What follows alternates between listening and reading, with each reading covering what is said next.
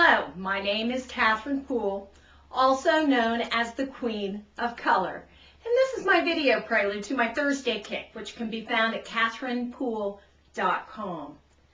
This week, I wanted to talk about the metaphysics of cancer.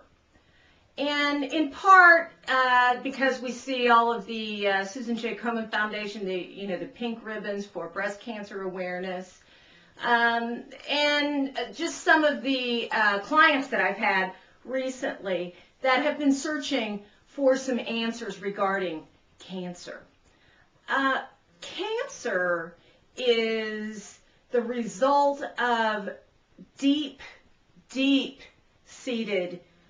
fear, resentment, and often we hear that cancer is not what you're eating, it's what is eating you.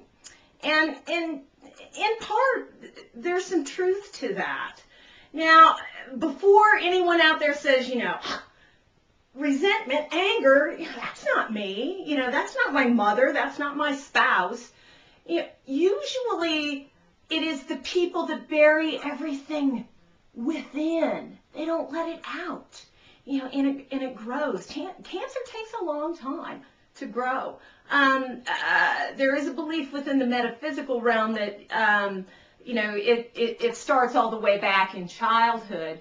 And, that may be so. Sometimes what happens is there is an event that takes place in childhood that we tend to bury or, in a sense forget about, but there's an emotional memory there. So then as you become an adult, then you might have corresponding circumstances, whether it's with people or whether it's an event that might trigger that emotional memory, and then boom, there you go. It is, as a medical intuitive, what I do is the most telling part of where and what is being held in the body is about where it pops up first or where it is first recognized. So looking at those tissue issues, colon cancer, for example, is about grief because we hold that in our sacral plexus, our person to person. Breast cancer is about nurturing, or some type, left usually has to do with something related to mothering and the nurturing along those lines. Right has to do with how we present ourselves in a man's world. So, it's not just so cut and dried as being breast cancer. Your right side means something, left side means something. Same thing with Hodgkin's or lymphoma, something along those lines. It's where that emerges first in the body that gives us a clue as to what the tissue issue is. So part of what I do with a client, in a session, one of my questions is, and this is directly related, how do you express anger? That's a key. Anger is a healthy emotion. When expressed in a normal capacity, it only lasts 2 minutes. We hold it in because of perhaps childhood and how maybe one of our parents related, or perhaps a marriage, spouse with a temper, and those kind of things, and, or in front of the children. So, it's not that you go and you explode with everybody and you scream and you yell, but it is important to get that anger out, and it is important to not bury it and to recognize that anger is a normal, it's okay to be human. It's okay to be mad.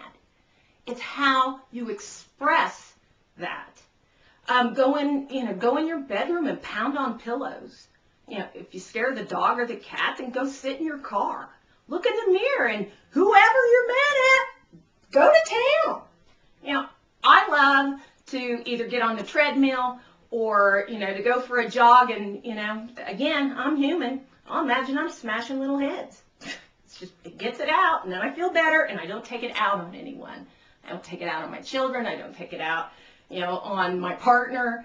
any of that. So think of that correlation between how you express your anger, and the whole aspect of cancer. So I hope you enjoy my entry this week at CatherinePoole.com with even some more examples and some hints that might help you cope along those lines if you are experiencing lessons, with cancer. So bless you and have a wonderful, wonderful week. And thank you all for following me on Facebook and Twitter and all that good stuff, and subscribing to my YouTube videos. It's all a good thing. Bless you. Thanks again.